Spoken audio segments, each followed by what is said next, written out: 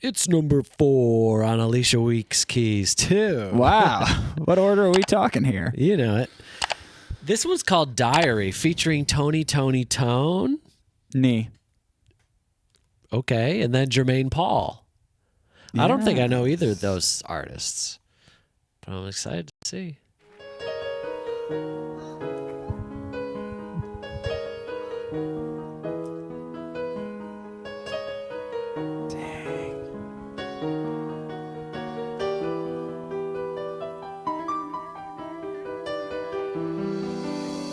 Lay your head on my pillow.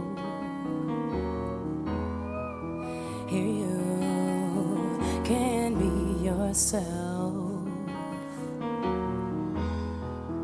No one has to know what you are feeling. No one but me and you.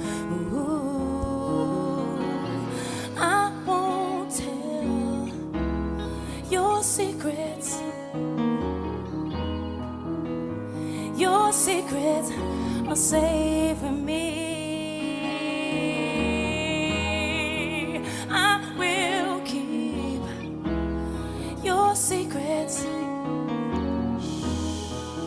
Just think of me as the pages in your diary. I feel such a connection. Even when you're far away.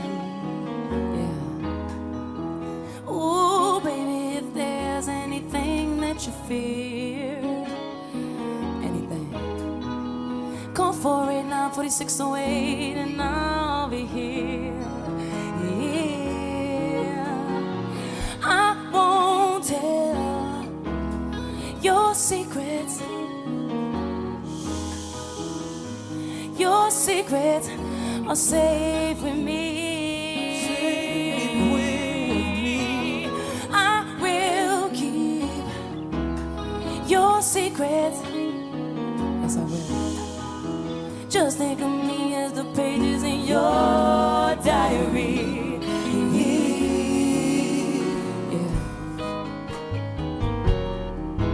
Yeah.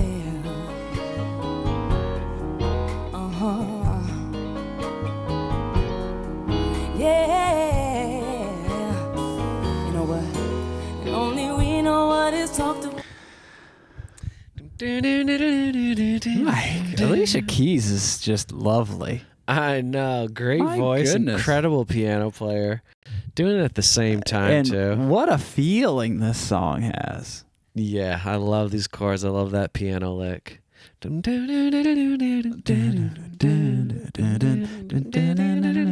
It sounds like a guitar riff playing on the piano. It's so cool. And then, but it has those chords to just resolve, and it's just, gosh, the most satisfying way. And then she's throwing down that little rap in there, kind of rap singing, Oh, yeah. riding with that piano. Man, she's got a great vocal tone, Yeah, she no does. matter what.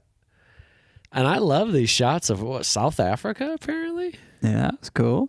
And I love this kind of like weird animated Disney diary book that is opening and changing pages. Remember old Disney movies would pull the book out of the thing and there was no person grabbing it. The book would just float out of the bookshelf and open up slowly in a weird way. Mm-hmm. That made me think of. Kind of loved it. I think I missed that. I don't know. It was just a page turn. Oh, yeah. I was like, but it was clearly not a real book. It was just an animated book. I love seeing this behind the scenes footage. Yeah. Because you forget. Yeah. Oh, yeah. New York, April 12th, 2004. Yeah. Because, you forget. Well, maybe not everyone, but I always forget how much these artists are just really doing on the road, signing autographs, doing interviews, shaking so many hands, meeting so many people, and then performing, doing all this stuff all over the world for years. You're like, oh shit, they are living an extraordinary life. You know, It's One thing I always wonder whenever I hear a famous person ever mention a TV show that they watch, all I can think of is just like, or especially an artist, just say, when? When the hell did you binge a TV show? Right, yeah. Your life is a TV show. Like, your life is the... Well, you know what it is? It was probably similar to our tour life. Right. It's like like hours and hours of just nothing going on, and then hours of just intensity. I mean, when they're flying all the time, Yeah. binge There it on you the go. plane, you know? That's right. But what I mean by extraordinary is extraordinarily unusual and challenging, and extreme highs and extreme lows. Yeah. It's like, man, they've gone through it all. They've experienced so much. One thing I find interesting about them, and I think this is probably why it makes people feel so uncomfortable or so frustrated when a famous person feels like when a famous person is depressed or has issues Stressed out. and then kind of seemingly throws everything away, right? Something like that. Yeah. I think the reason why people feel so stressed out or so sad about it is because famous people could walk into, if they ever felt like they wanted admiration from people, they could find it in 1 second. Right. They can just soak up the most admiration. And that is a thing that probably 99% of the rest of society, or more than 99%, feels they are deficient in. They don't get enough connection, admiration, and praise. And they feel like they're ignored and lonely and stuff like that. So they want this thing so badly when these famous people can just get it so abundantly, but it isn't something that you want all the time either. No. And for them, a lot of times, it's something they can't even get away from. So it's just... And you recognize not the inauthenticity, because the fans truly do adore their favorite artists, but it's a surface level. Yeah, it's not a true connection. It's a one way. Yeah. It's not a two-way street. So it's just kind of an interesting thing to think about, that they always have access to it. But in a sense, it's kind of like, yeah, I would love to eat Wagyu steak. That sounds really delicious. But what if someone was just force feeding it to you constantly? Like, it would I not think be very delicious. I think I'm done eating this for now.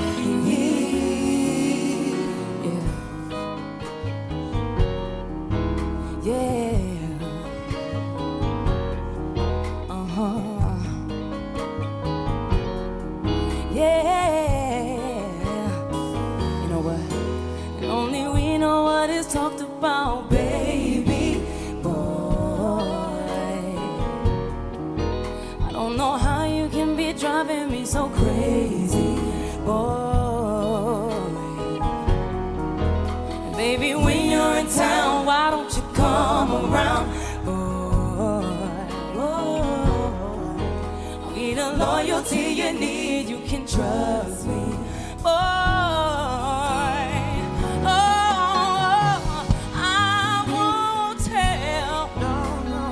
Secrets. I won't tell. Your secrets are safe with me. Safe with me. I will keep your secrets. Just think of me as the pages in your diary. Everybody say, whoa.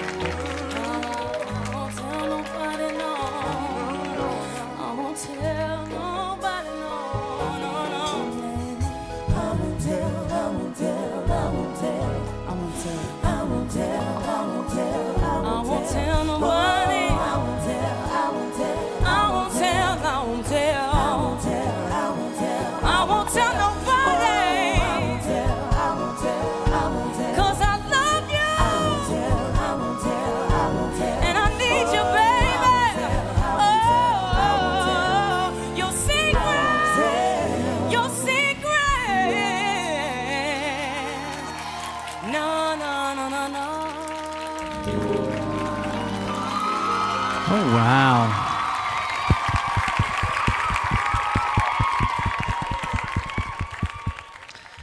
Dear audience, I live to. Thanks for your support. We can't read all of it, but I hate this. that's like a little fan tribute, That's right.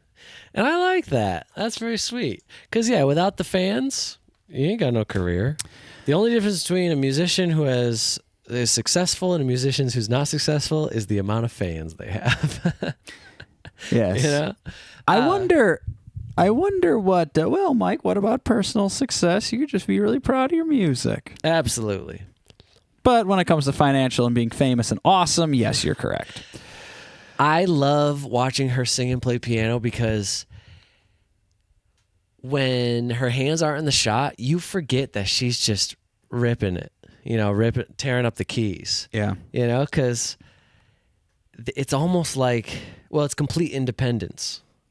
Yeah. Her hands are just doing their own thing, and her voice is doing something entirely different, and they feel like completely independent of each other, which is really cool to see. Like, because a lot of people, it's hard to play piano, especially those intricate melodies and switching chords and all that stuff, and be the lead singer at the same time. Like, of course, many people are really good at it, but most people, it's like they'll be looking down, double checking. Oh, are my hands in the right place? It seems like it's two different people that are playing and singing. That's correct, but it also feels like her emotions are connecting all of it together because she's a very passionate performer too. Yeah. So it's just this like perfect harmony of things that like you said, yes, there's no Alicia Keys doesn't show any strain of difficult performing.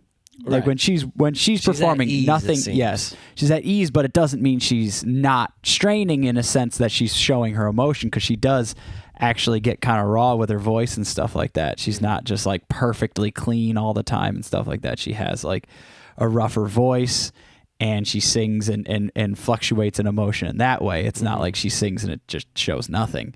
So it is this kind of like perfect harmony of complex piano playing and singing, all together with performance of emotion and passion.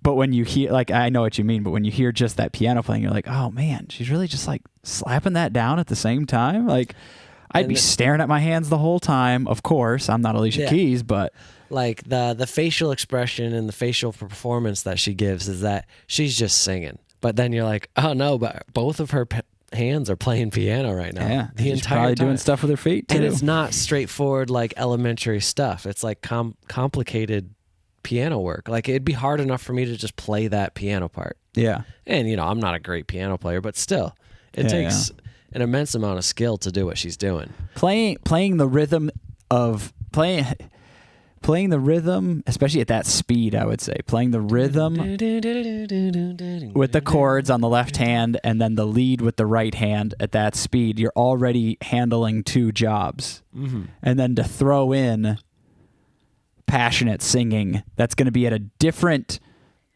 pattern, not a different rhythm, obviously, but a different pattern than the lead, and a different pattern than, because she's going to be singing a completely different note. She's singing words, note pattern, and she's staying on tempo, melody. She's not missing any notes. She's not hitting a sour note on the piano. No, or vocally. it's just She's perfectly in time. It's just so much multitasking. Because that's what I realize, like, when I'm playing guitar and singing, or playing piano and singing at the same time, I'm always like, I'm focusing too hard on one or the other, and I'll fall off rhythm. Mm-hmm. Like, I fell behind a little bit, or I sped up a little bit, because I was just like thinking too much and not just playing. So, I mean, yeah. But one thing I wonder too, as someone obviously at her musical ability and performance ability, is just being on rhythm like the only option. Like, her brain couldn't, like she like couldn't go off rhythm almost, just because like everything lines up correctly. Probably. In the way that she would do it. So like, even if she got close to being off rhythm, it would be so insane to just like it would just go against everything she's feeling. So like, her feeling is so on rhythm that it doesn't matter. Mm-hmm. She just like is naturally going to stay on rhythm all the time with all things. I think the elite musicians are that way because there's moments where like a drummer will just start going off and you're like, I don't even know what the hell he's doing. But the rest of the band is still playing to the tempo. Yeah. Even though the drums, like the majority of people are like, I'm lost. I don't know where we are. And then they all come back in together right on time. It's like, whoa.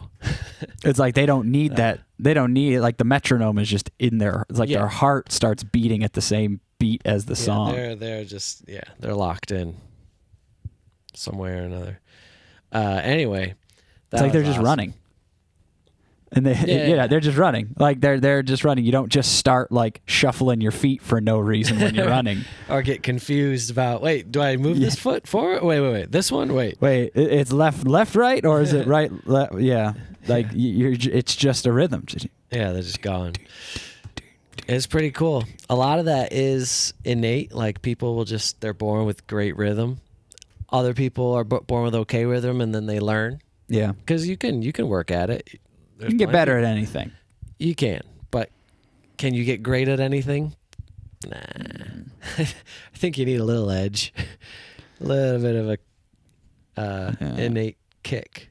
Yeah, something. I mean, whether it's genetic or something, or just like this, like you're born with it, or it is just like this very intense interest at an extremely young age. You need one of those two. Like people that are like, you know what, I really want to be a musician at 17 and it doesn't come easy to you. That's going to be a hefty climb.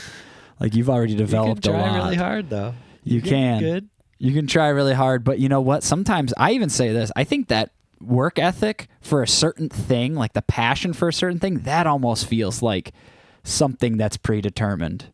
Like the fact that you care so much about that thing. Yeah, passion helps. I mean, I don't know. Because sometimes you just get like there's an internal stress that you just kind of naturally have to want to pursue a certain thing and want to be really good at that certain thing. And a lot of people are already doing that at an age where they wouldn't recognize that that's like something they want to get good at. They just want to get good at it. Mm-hmm. Yeah. Right. Yeah, that helps.